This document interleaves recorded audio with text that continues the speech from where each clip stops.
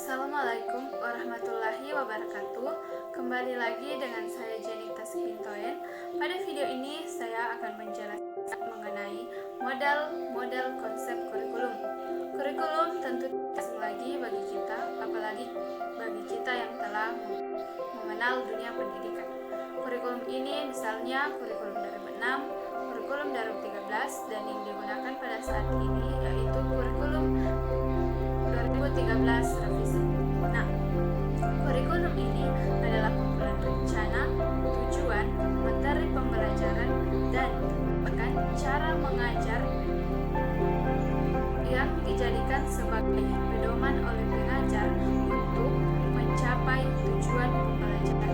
Nah, lalu apa saja model-model konsep kurikulum akan dijelaskan pada video.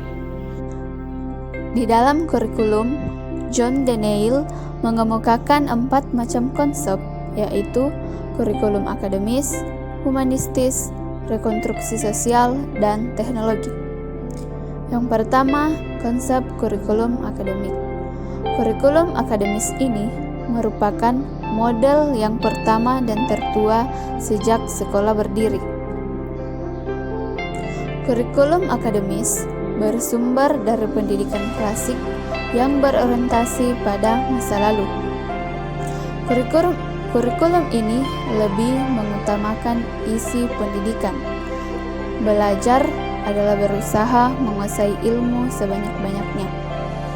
Orang yang berhasil dalam belajar adalah orang yang menguasai seluruh atau sebagian besar isi pendidikan yang diberikan atau disiapkan oleh guru.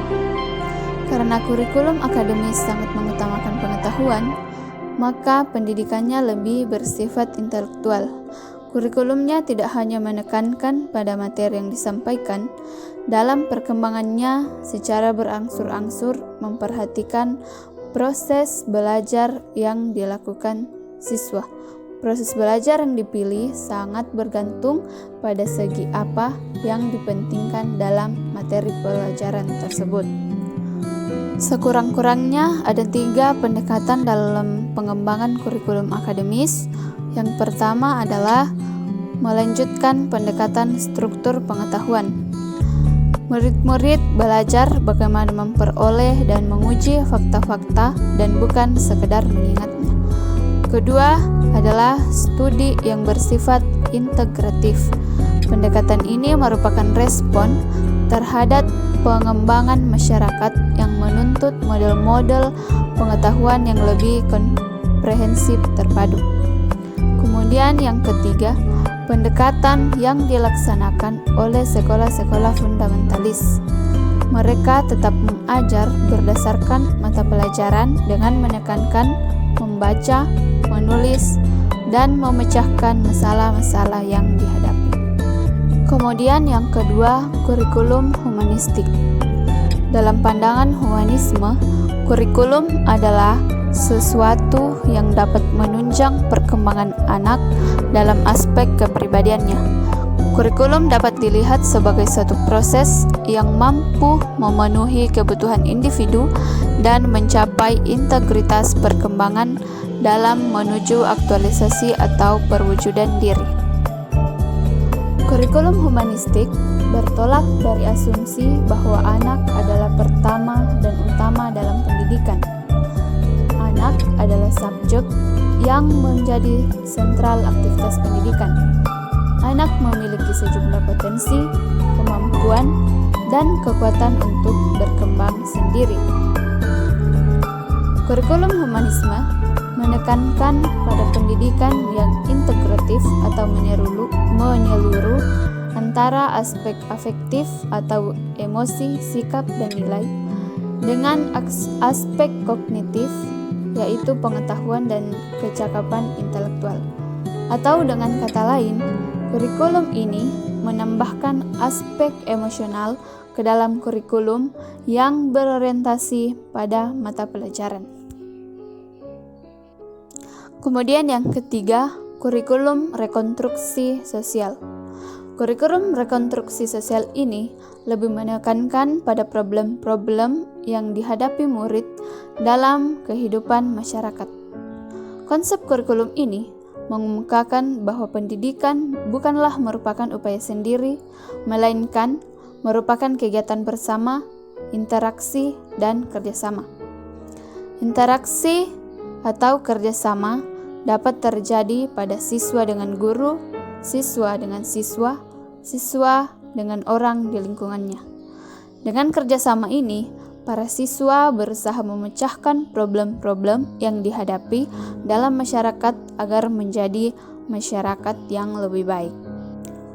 Pendidikan menurut konsepsi kurikulum rekonstruksi sosial ini memiliki pengaruh mengubah dan memberi corak baru kepada masyarakat dan kebudayaan. Kemudian yang keempat yaitu kurikulum teknologi.